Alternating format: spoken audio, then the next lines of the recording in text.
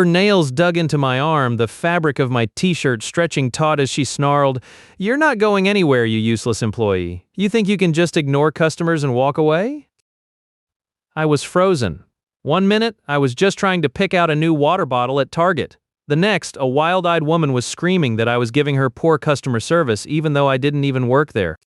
And now she was trying to physically restrain me. My heart hammered against my ribs, a cold knot of dread tightening in my stomach. This day, which had started so mundanely, had just gone completely off the rails. It all started innocently enough.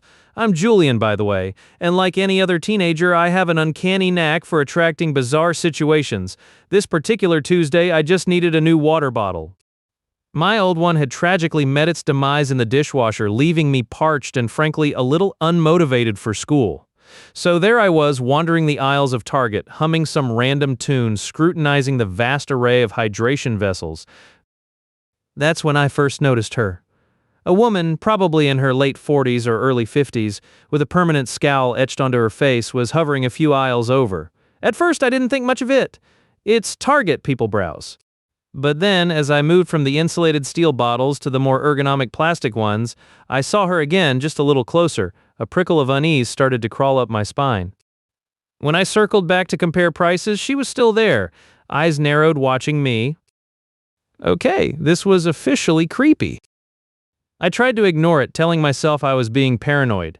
Maybe she just really liked water bottles too. But then, as I finally settled on a sleek matte black one and headed towards the checkout, she abruptly cut me off.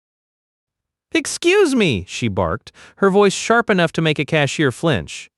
"Are you just going to walk away after ignoring me for the past 10 minutes? I blinked, genuinely confused. Sorry, were you talking to me?" Her scowl deepened, twisting her face into something truly unpleasant. "Don't play dumb. I've been trying to get your attention.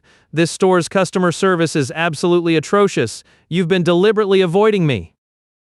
"Lady, I don't—" "Don't you lady me," she cut me off, jabbing a finger aggressively in my direction. "I've been waiting for assistance for ages, and you just keep walking around looking at your phone doing nothing. Get me a manager right now or I'm going to report you." I actually laughed. It was a nervous, disbelieving laugh, but it was a laugh nonetheless. "Report me? For what? I don't even work here. I'm literally just buying a water bottle." I held up the offending bottle as proof. Her eyes, however, seemed to glaze over any logical information. "Oh, now you're lying too." "I saw you in your uniform earlier," she insisted, completely oblivious to the fact that I was wearing a band t-shirt and jeans. "You think you can just get away with this? Get me your supervisor now." The amusement vanished, replaced by a surge of pure annoyance. She was genuinely delusional. "Look, I don't work here," I repeated, my voice firming up. "I'm a customer, just like you." "You've got the wrong guy." I tried to sidestep her and continue towards the checkout, wanting nothing more than to escape this utterly bizarre encounter. That was a mistake. As I took a step, she lunged. Her fingers clamped down on my arm, surprisingly strong, digging into the skin. "Oh, no, you don't," she shrieked, her voice echoing in the nearly empty aisle. "You're not leaving until I get an apology and you get me a manager." Panic flared. I was 15, and this adult woman was actively trying to stop me from leaving. "Let go of me," I said, trying to pull my arm away. Her grip was surprisingly tenacious. Just then, a voice, calm but firm, cut through the tension. "Ma'am, is there a problem here?" It was a Target employee, a young guy in the red shirt and khaki pants, who must have heard the commotion. He looked confused, first at her, then at my struggling arm. Finally, the woman practically spat, "Your employee here is giving me terrible customer service, lying about working here, and now he's trying to run away. I demand he be fired." The Target employee looked at me, then at my band t-shirt. He seemed to put two and two together pretty quickly. "Ma'am, I'm sorry, but this young man doesn't work for Target. He's a customer." "Nonsense. I saw him," she insisted, her grip on my arm tightening even further. My arm was starting to ache. "No, ma'am, he really doesn't. Our uniform is a red shirt and khakis. He's not wearing one." The employee gestured to his own uniform. Instead of registering this fact, the woman just seemed to become even more enraged. Her face went beet red. "You're all in on it. This is outrageous." "I want to speak to your corporate." She wasn't just holding my arm now, she was twisting it, trying to pull me closer. That's when I saw a blur of motion from behind her. My mom's friend, Aunt Carol, a woman who usually only ever raised her voice when cheering for her favorite football team, suddenly appeared. She was in full mama bear mode, a furious expression on her face. "Get your hands off him," Aunt Carol roared, her voice booming through the store. She didn't hesitate. She grabbed the woman's shoulder, pulling her away from me with surprising force. The woman stumbled back, finally releasing my arm. She stared at Aunt Carol, momentarily stunned. Who are you?"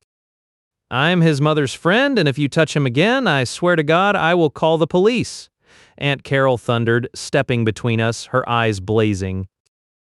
That seemed to snap the woman out of her aggressive stupor. She stared at Aunt Carol, then at me, then at the Target employee, her face still red but now tinged with a flicker of something like fear. Without another word, she spun on her heel and practically sprinted out of the store. The Target employee immediately called security, who then called the police. My mom, who had been chatting with Aunt Carol a few aisles over and hadn't realized the extent of the commotion until Aunt Carol intervened, rushed over, looking absolutely furious and terrified all at once. The next hour was a blur of police questions, explaining the situation multiple times and trying to calm my shaking nerves. They took down a report confirming I was a minor and that an assault had occurred.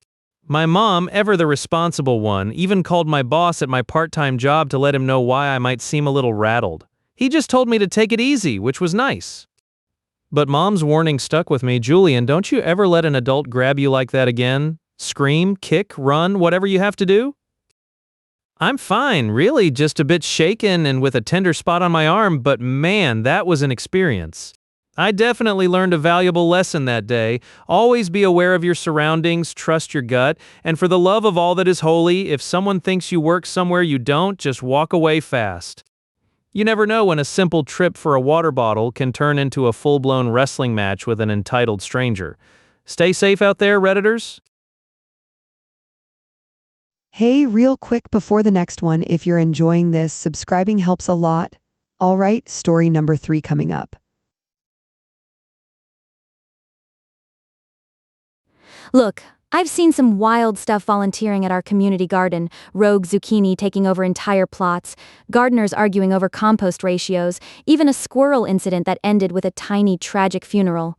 But nothing, and I mean nothing, prepared me for Karen. I swear I thought my eardrums were gonna burst when this woman, let's just call her Karen, started screeching about free produce and breach of contract at our community garden. She wasn't just demanding her money back, she was demanding a full harvest from our plots because her plot was apparently too much work, and she was screaming this at Brenda, our sweetest, most soft-spoken volunteer coordinator, like Brenda personally stole her prize-winning petunias. It all started when our community garden season kicked off. We assigned plots, collected fees, the usual drill. Most folks were eager, digging in the dirt before the ink was even dry on their agreements. But then there were a few exceptions.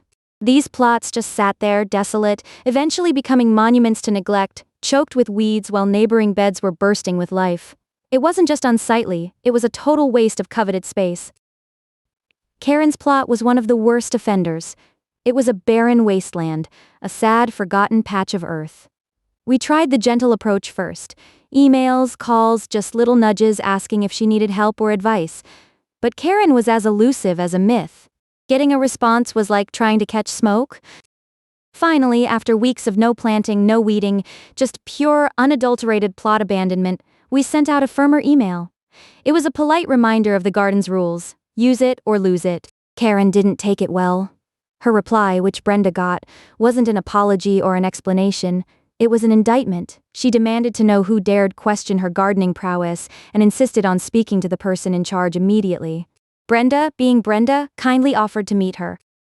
That meeting was less a mediation and more a public interrogation. Karen went from 0 to screaming in about 5 seconds flat. Her face was practically purple, a finger jabbing wildly in Brenda's direction. "You people guaranteed me fresh produce. This isn't a garden, it's a scam, and now you're trying to evict me?" Brenda, bless her heart, tried to calmly explain. She showed Karen her neglected plot, thick with weeds, contrasting it with the vibrant, flourishing beds around it. This only seemed to fuel Karen's rage. She became hysterical, a cornered cat hissing and spitting, ranting about how she'd paid her dues and expected her vegetables. That's when it clicked for us, watching from a polite distance. Karen didn't think she was signing up to grow vegetables. She thought she was subscribing to a fancy CSA, community-supported agriculture box service. She thought we, the community garden volunteers, would just hand her free food, grown by our hands from our effort, all on her unkempt plot. I swear you could hear the crickets, the sheer audacity, the complete lack of understanding. It was sitcom-level absurd. She wasn't asking for clarification, she was demanding reparations. I've wasted my valuable time coming here, and now you expect me to work? I want my plot fee back, and I want 2 weeks' worth of organic heirloom vegetables delivered to my door by Friday. Brenda just stood there, blinking, probably wondering if she'd accidentally stumbled into an alien encounter. We were all in stitches, trying not to laugh out loud at the ridiculousness of it all. Karen stormed out, a tornado of indignation, leaving us all just staring at each other. We figured that was the end of Karen and her community garden adventure. But oh no, honey, you don't know Karen. A few weeks later, her plot was miraculously vibrant, full of healthy-looking vegetables. Turns out she did get her organic heirloom vegetables delivered and her plot taken care of. By a very expensive, very confused professional gardener she'd hired to tend her plot and drop off her weekly bounty. The irony, the sheer unadulterated, glorious irony, was almost too much. So yeah, that's the story of Karen. Always read the rules, guys. It could save you a lot of trouble, and us, a lot of bewildered stares. And maybe, just maybe, remember that community gardens are for growing things, not just for getting them. You know those moments where everything just grinds to a halt and you can practically feel the collective cringe in the air? Yeah, I witnessed one of those yesterday and honestly it left me speechless, like genuinely impressed with humanity. I was at the self-checkout, just trying to escape the grocery store hellscape with my meager haul, when I noticed a mom and her little boy in the lane opposite mine. The kid looked absolutely miserable, pale, sweaty, clutching his stomach. He kept whimpering, "Mommy, I don't feel good. I want to go home." My heart kind of went out to them. The mom, bless her heart, was clearly at her breaking point, trying to scan groceries with one hand while rubbing his back with the other, whispering reassurances that clearly weren't working. You could practically see the desperation radiating off her. The kid started squirming more violently, a desperate whine turning into a panic-stricken wail. "Mommy, I gotta go to the bathroom now." Just as he was saying this guy, I swear, he looked like he'd just stepped off a GQ cover shoot, glided up to the self-checkout right next to them. Impeccable suit, perfect hair, probably smelled like expensive leather and success. He seemed so utterly out of place in the fluorescent chaos of a budget supermarket. He started scanning his own items, oblivious to the rapidly unfolding disaster a few feet away. Then it happened. 1 second, the kid's face was green. The next, he lurched forward and a tidal wave of, well, everything erupted from him. It was a geyser. All over the self-checkout screen, the conveyor belt, the floor, and, in a truly unfortunate splash radius, all over GQ Guy's pristine, probably designer jacket.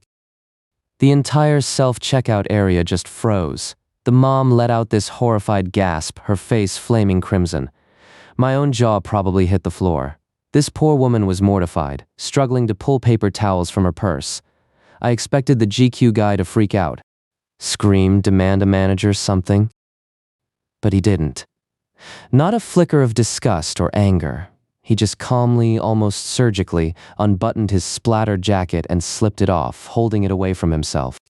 His face was completely neutral, maybe a hint of concern in his eyes as he looked at the whimpering kid. "Oh no.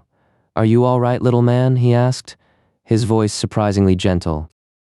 Then, without missing a beat, he turned to the mom. "Don't worry about it," he said, handing her a roll of paper towels from his own cart. "Let's get this cleaned up."